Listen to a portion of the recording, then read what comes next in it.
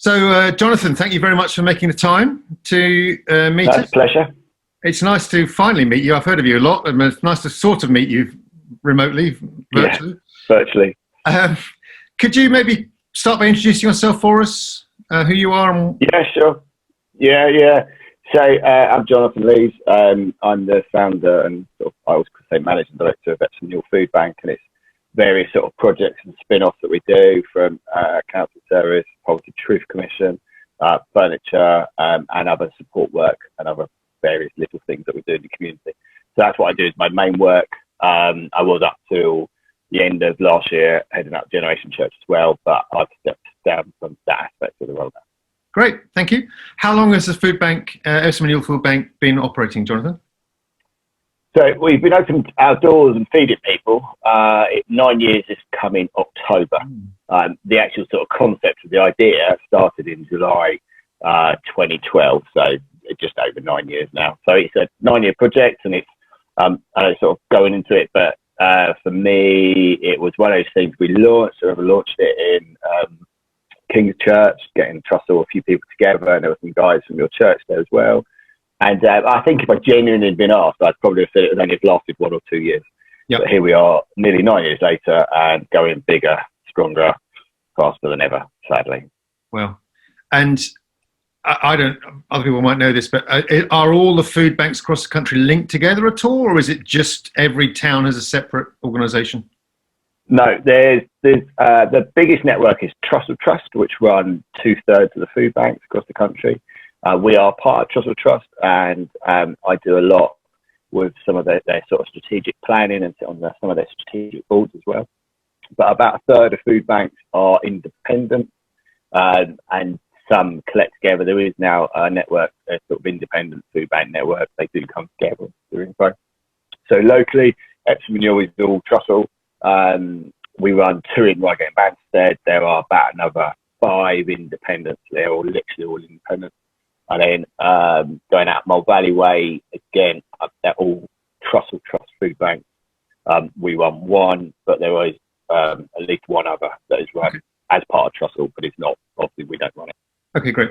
And that's done on kind of borough boundaries. So if somebody lives in Epsom, they come to you. If they live somewhere else, they go somewhere else. No, again, it's not quite as clear cut. So we started, called Epsom Ewell Foodbank. We started just in Epsom Ewell, and that's when we started in October 2012, running those 2 centres. But within the first 12 months, we had launched one in Leatherhead because that's where people were observing there was a huge need. And Leatherhead North is one of the most deprived wards in Surrey. And we made more sense for them to work with us because there was a lot of crossover in travel links and communities and things. And then subsequently, we went on to establish one at Epsom Downs, basically at Tadworth, again, because that community travels into Epsom far more than they travelled towards sort of Reigate end of the world. And following on from that, we then launched one in Banstead High Street, again on similar regions. We were actually asked to do others, but in the end, we felt the sort of Leatherhead, which covers the sort of Fetcham and Bookham end of the community, through to Banstead, which covers Banstead, there Kingswood and Chipstead, was about as wide as we could go. Once we went beyond that, the operation got even far more bigger and far more complex. It sounds huge. I mean, how many people a week does, first of all, Epsom Ewell Foodbank in particular feed? Do you have a rough idea of that? So we just use the generic term across all of it. So for us, Epsom Ewell Foodbank covers all our 5 centres. Yeah, okay, all 5. Yeah, so basically pre-COVID, we were probably doing around about 100 people a week. Wow. Since COVID, we are doing about 300 people a week. So it's literally tripled our workload. I can kind of identify it from about I think it's like the 13th of March all the way through. It's just tripled our workload. We've changed everything we've done, which I'll come on to talk about. But yeah, numbers are quite high. So last year we fed about 5,300 across the whole year. Wow. Whereas this year to date, I think we've already fed about 7,000 people. So we've already surpassed the whole of last year. Amazing. And how do you have clients or users? What do you call them? No, so our term is client. We use clients. Different people use different things.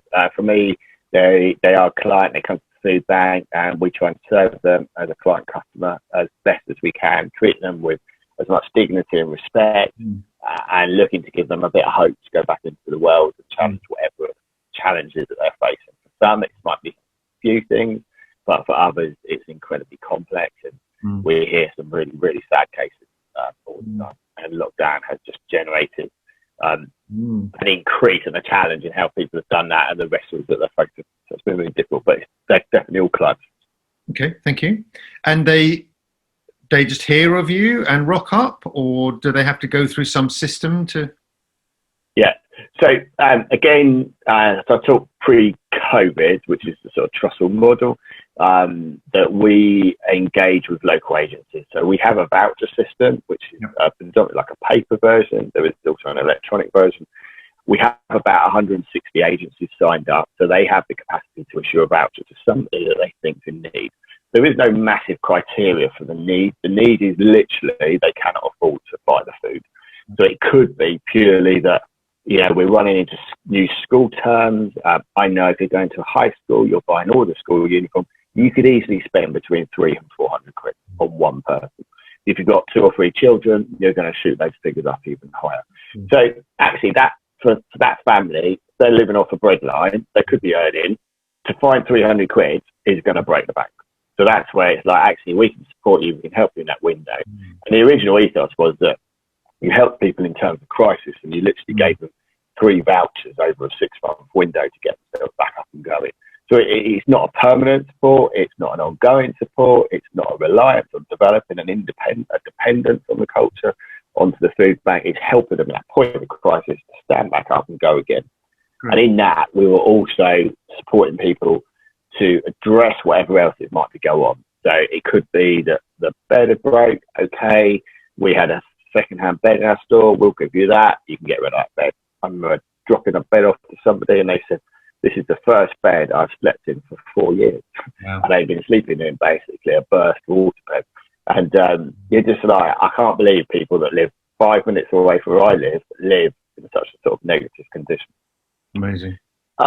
Just moving on about vouchers only, in 2018, Universal Credit started rolling out and through, and that is a minimum of a 5-week wait.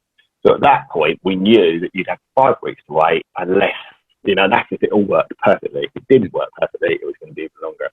So we did start to help people on a slightly longer basis. So it was literally over a sort of 6-month window. You'd probably get up to about 5 or 6 vouchers. But what we knew was that everybody that for us that was having, because it's all clocked on an online system, that they could have 4, 5, 6 vouchers. We would then work with that client to identify why they're coming in, what the issues are, what's going on. But for some of them, it's literally just waiting for my benefit to come in. I have not a penny, nowhere else I can get. And often people say, oh, surely there must be somewhere they can get something from. But what we've worked out is that most people come to us when they're desperate. So they've already exhausted their families, exhausted their friends, exhausted their bank accounts. They can't get the credit facilities we can at all. So they literally are at the end of their tether, and then they come to us. So therefore, we will try and support them to get back up and going. Wonderful. The third, more complicated setting is that obviously with COVID-19, that we have had clients referred to us from the 3 different councils, plus from Surrey as well. And these are people that often they've wanted like a regular weekly support because they've not been able to get out, they've not had the capacity or the finances to get out, they can't get the delivery networks. So some people we've been feeding sort of weekly across this period. In the last 3-4 weeks, we're beginning to try to unwind that, talking to people about getting back out, going to the shop. But for many of them, their finances are just worse because we've had people that have lost their jobs, been made redundant. Now you're running to school uniform. All the holiday payments were stopped and they're all coming back up. So they've got more money to pay. The debts have increased. So it's a really challenging time. And it's really difficult. And you're just, you're acting in a way of trying to support somebody to rebuild their lives. But you also, my biggest desire is I don't want anybody to ever have a dependency culture on the food bank and the services we supply, because that's not right. Because at the bottom level, I don't think we should even exist. And my biggest mantra is I want to shut the food bank, and that's what I'm working towards. And a lot of what I do engagement with agencies, challenging cultures, talking to businesses, is about saying, surely we can beat poverty. Right. So if I've understood that right, the hope is that people will come for a few weeks, and then if they can't find another job or whatever, is it that you find other government support or charity support that kicks in on a more long-term basis? Is that feasible? Yeah, I mean, there isn't any other benefit. So basically, universal credit is the biggest benefit out there. It sweeps up sort of 6 other benefits all came together. But what it takes quite a long time for it sometimes to process through, and there's often issues around it, and that's the challenge. And then you've got those people that are never going to get a job. And pre-COVID, Epsom Ewell's unemployment population was really, really low. Yep. And so what you've ended up is the residual amount of percent that is on unemployment are people that are they're going to struggle to pick up a job for a variety of reasons. It may be they don't have the capacity, there's some sort of like health related issue, or there's something else that's been going on within it. We've got a couple of guys that are virtually retired, so I think within 1 or 2 years retiring, and people just won't employ them because of their age. And we know they want the maximum of their benefit, and they still don't earn enough to pay their housing association bills and everything that's going on. And you're not talking spending money here. These are people that they don't have the capacity to buy a coffee in the week. It's literally their budget is nothing. And so we support them probably more regularly than some of the others because we know they have no other access to other means to engage on anything. Wow. Amazing. So you talked about other supports, furniture and advocacy, all sorts of things. So is Foodbank a large part of the total, or is with all the things that you do, is just Foodbank one of the smaller parts? I've got no feeling for this. Yeah. So the food bank's where we started, and initially the food banks often start as a purely with food, but we then morphed very quickly to doing toiletries and that type of sort of product. And I remember, I think it was on our first day actually, in one of the centres, somebody came in and said, "I don't suppose you got your toilet roll?" At that point, we didn't. We weren't doing toilet roll. That wasn't food, and we said, "No, why is that?" And they said, "Oh, we go and get napkins at McDonald's late at night because we can't afford a toilet roll." We were a bit like, "Whoa, that's not good." So ever since then, we've started doing toilet roll. I've had people come in, they're saying they're looking for jobs, and they're quite clearly, I'm saying, "Look, guys, you obviously haven't got any health hygiene stuff at all." So we now regularly give out deodorant, washing powder, other toiletries that they need. The shaving one is a slightly more dubious point. We do have vulnerable clients, which try to work out what's the most expensive thing. But it's like you've got people coming to see you who are desperate for a job, and you want to support them as good as you can so they can get a job, because I don't want them coming back. And that's the ethos of where we then morphed from the food, is that we've actually gone, what else could we do to support you? And the majority of people kept coming back and saying, furniture. Is there any furniture? Can you provide them furniture? I have a catering last week where a local council housed somebody into a bed sit, and literally they put him in there with a blanket. That was it. One blanket. And we're like, what's that about? And they were just like, "Oh, we don't have anything. Can you help him?" And we were like, "Well, yeah, we can." Well, we could, and we did help him. We gave him a bed, we gave him a sofa, we gave him cutlery, we gave him a cup, we gave him a kettle, a toaster, the whole thing. But I just can't believe that our local councils can house somebody with nothing and feel like they've done their job. And you're just like, no. And we hear stories like that all the time. And I remember having quite a heavy debate with somebody about, I thought they should carpet a property that somebody'd gone in, because basically the floors were concrete. And I was like, you're putting a family in there, concrete floors. There was issues around mental health and stuff. And they were like, "Oh yeah, but a carpet's a luxury." I was like, but it's going to, 1, save them on their heating bill. 2, it's going to make their place feel like a home. That 3 is going to have a long-term impact onto their physical and their mental health. But no, it was a luxury, so they couldn't do it. So we've done bits of carpeting, we've collected stuff from various places, and we just try and act as a bit of a hub really, and connect stuff in and then take it back out. And pre-COVID, we were doing about 100 things across a month into people's properties. And it always staggers me when somebody rings me and tells me they've got nothing. But I've been to too many places now. They phone me, said, we've got nothing. I get there, and they've literally got nothing. And I'm stunned by it. And so that's a challenge to what we do. Really? Wow. So obviously you have volunteers working at different sorts of levels on different sorts of things. How big is the team? How many of you are involved in all the things you do? So I always estimate, we reckon we got about 200, 250 volunteers across all we do. We've probably got a staff team, although I'm the only full-time person now, and that's only been really since about March, is about 8 people doing various bits, various work at different levels. And that is challenging. When we hit COVID, we had to go from a face-to-face service to a delivery service, which meant we changed overnight. We tripled our workload, and we then had to reduce our teams down from our volunteer teams and our staff team because of the social isolating thing. So it is difficult, and it has been a wrestle, but we believe we've done really well. So we've got there, and we've managed to make it happen. I think we don't have any income streams, so everything we do, we have to fundraise, get a grant, generate it.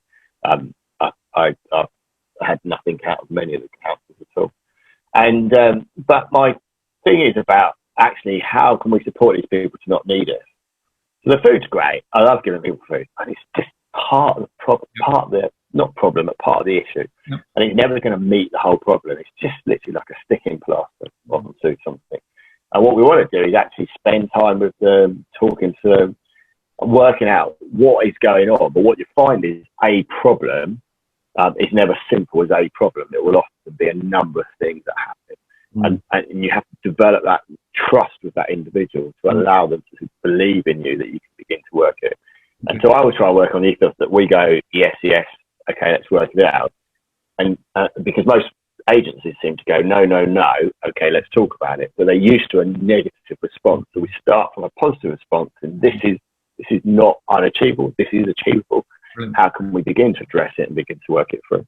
Great. And then to wrestle some of those things through. And that's really where the big thing we launched last year was the Poverty Truth Commission. This is where we brought the Poverty Truth Commission. Poverty Truth Commission. Yeah, which is where we brought together roughly 15 business and civic strategists in the community who make decisions, policymakers, with 15 people who live in poverty. And you kind of take all the badges off, put one of them together, just kind of talk. And the first few meetings was quite challenging because you had people used to coming in, wanting an agenda, right, what's happening here, what's going on there. And we're like, no, we're just going to find out about each other, tell our stories, see where we get to. And what we found was after about 3 or 4 meetings of holding this sort of tension, this space, that people began to understand each other. And they began to see people not as a statistic, but as an individual. And what you're then beginning to connect up is that actually I work in health. If I'm a strategist and make culture changes around health. If I move that service from Epsom to Tadworth, that's going to have a huge impact on so-and-so who I know comes to the group because I know they can't afford the bus fare to go to Tadworth and they can walk into Epsom. And it's really at that sort of level. So you begin to explore what happens and the impact of those meetings. Right. And that is actually reported back in October, but we're not sure how that's going to go because we can't do a big meeting. But it's been fascinating. Sounds really good. And really challenging. Yeah, really good. Brilliant. You've talked about a huge increase with COVID. Yeah. Are there... firstly, how has that worked, for example, in terms of food? You used to get enough food to feed 100, and now you've got enough food to feed 300. Is that... It's been challenging. Food away before, or how? Yeah. It's been really, I mean, basically the first, I think so, like April was a really difficult month, and we literally were really struggling. And in April, we started buying food for the first time ever in our history. And fortunately, I think by the time we hit May, a lot of places, especially local churches, St George's in Ashtead were stunning, started setting up sort of community collection points because people weren't going in the supermarket. Yeah. So those collections were dropping off. People weren't bringing stuff to us. So we've been okay. We've got half a dozen things that we're short of and wrestling with at the moment, but we try and put them out on a weekly basis on our Facebook and our Twitter pages. And on our, we email it out to local people. And we're only buying veg and fruit and milk at a very low level because we kept running out of milk. We're not now, we're fine on milk. Just to give a bit different into what people's going on. And a lot of the clients we're serving just aren't getting out at all. But eventually we will stop all of those things and just go back to our normal stuff that we're doing. No, very good. But I think, if I remember the stats, we've done about 100 tons in and out from March to August. 100 tons. 100 tons. Wow. Yeah. I know, it's a lot of food. Just imagine that pile. Okay. Yeah, no, too much. You get a lot of donations from individuals. Is that do you get donations from companies and supermarkets as well, or is it all done on an individual basis? How important are the donations? I mean, we did the bulk is probably individuals and churches. We do get schools. Pre-COVID, our peak was about the middle of September, and it would rise because of harvest and because of school stuff. And in churches up until probably like the second week in January because of Christmas collections. Yeah. And then gradually it sort of dips back down from the middle of January all the way through to August. And that was the sort of standard sort of way it rolled. Easter was often difficult. Yeah. Summer holidays are difficult as well, just because if you've got a family, you're on free school meals, you're home for the summer, suddenly you've got to find a lot more meals, and so that creates pressure as well. So, but this year's been a bit of a mess. So I said, we're okay. I think we have roughly, sounds a lot, but like 20 tons of food in our stock. But that most of that is probably made up by 3 or 4 products, like baked beans, pasta, sweet corn, and soup, because those are the things that we get lots of. There's some products at the other end, like sponge puddings, small packets of sugar, powdered mashed potato, powdered milk. We just literally run on the last crate. We're running out of desperate honey. I think it's also that coffee is really low at the moment. Okay. So it's kind of juggling those 2 points. So we have I have a team, a couple of volunteers who literally spend their whole week working out what my stock flow is, how much stock I've got, what the date checks are, manage it in and out. It's one of those things that people always say, oh, I'm sure there can't be that much to do. Just give them a couple of pot noodles and send them on. But honestly, it's like a huge operation. Big operation. And I don't like that, because you kind of establish a set of permanent, how you have to go slightly more permanent structure. But I don't want to create something for it just to live because it's there.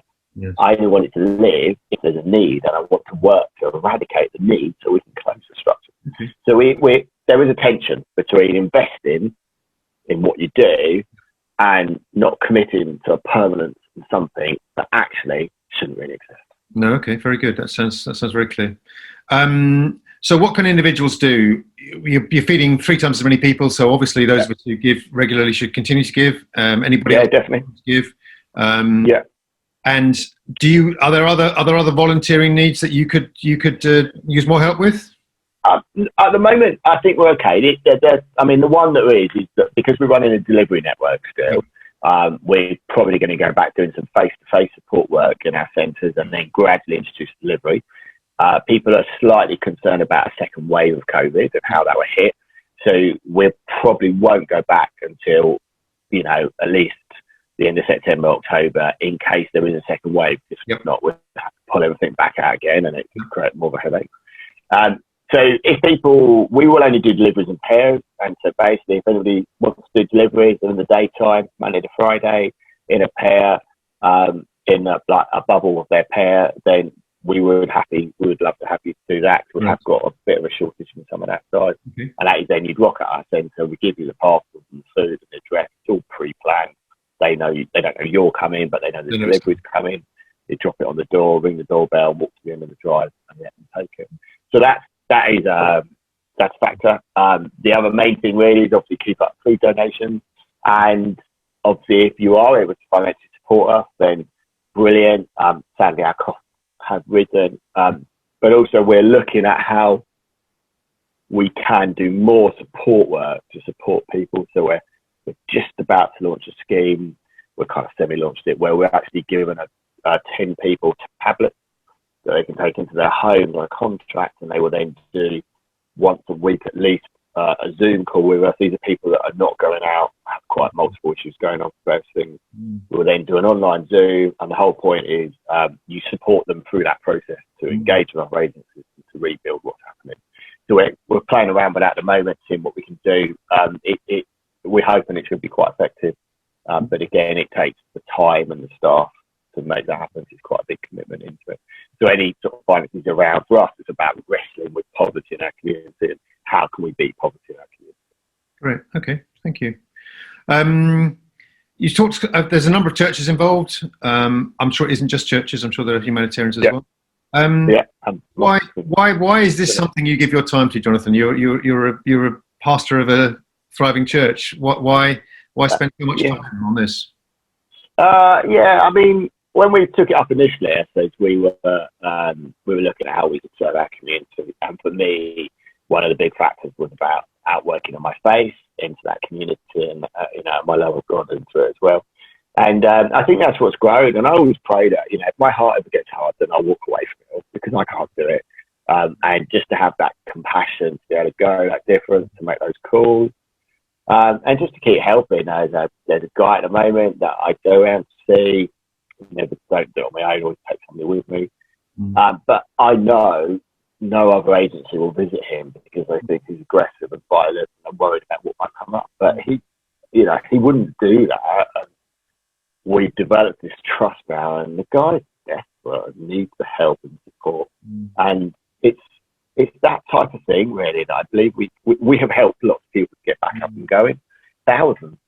But there's thousands more, and at the moment, the food bank is kind of at the end of the river, pulling people out of the river, trying to, but we need to climb our way back up and stop them falling in, and that's what the Poverty Truth Commission is about. It's about challenging the things we do that keep somebody in poverty.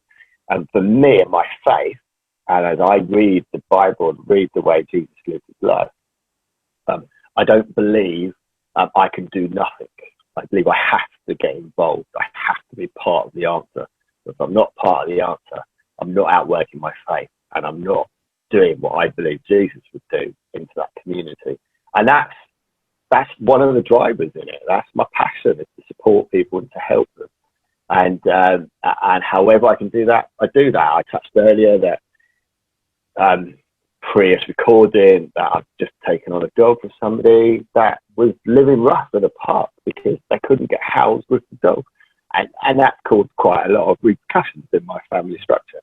But for us, it's kind of like, hey, we can do that. We have the ability to do that. Let's do that. It's the second time we've done it.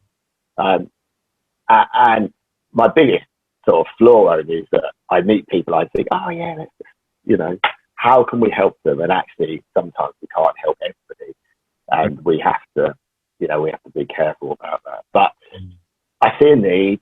I see a passion and a faith, and I want to help these people get back up and going, because people have so much potential, and life has been so hard to them. It's trodden them down. And I think, mate, so many of us in the church go in, talk about these messages, talk about it, but actually how many of us actually really engage and really get out there and do something that is making a difference to somebody's lives. And if I left a message anywhere to anybody, it would be say, go smile at somebody today, go say hello to somebody today, find out what their story is, find out how you can support that person to get back up and going again. And obviously we do it in the structure of the food bank, but there's many more places it can happen. So that's why I do it. That's my focus. Wonderful. Thank you very much. It's been challenging, but great to hear about. Anything else you'd like to say before we close down? No, I don't think so. I mean, I think, just to say from our end, we really appreciate all your support. And if you can, pray for us as we do it, because it is, I see it as sort of key and significant in what happens in our community. And pray that we make wise choices in it as well, because we don't want to establish permanence. We do want to establish how we can support people, but we also need the ability to challenge the structures that exist in our community. And sometimes I think we have to pray into those structures before we can physically challenged some of those structures. And again, to me, that's back to us as praying, believing communities in our, in our borough, in our areas. And that is you and me together, how we do that. And I know many of you in your church have a passion for social justice. But let's look at that social justice in Epsom, in Ewell, in Leatherhead, in Banstead, in Bookham, in Tadworth, not in those countries or in London, to those places. It exists in our community. And that's what I want to flag up to everybody today. Wonderful. Well, thank you very much. And we wish you all the very, very best. Thank you for your... Thanks, Phil. Great. Thanks. See you. Appreciate that.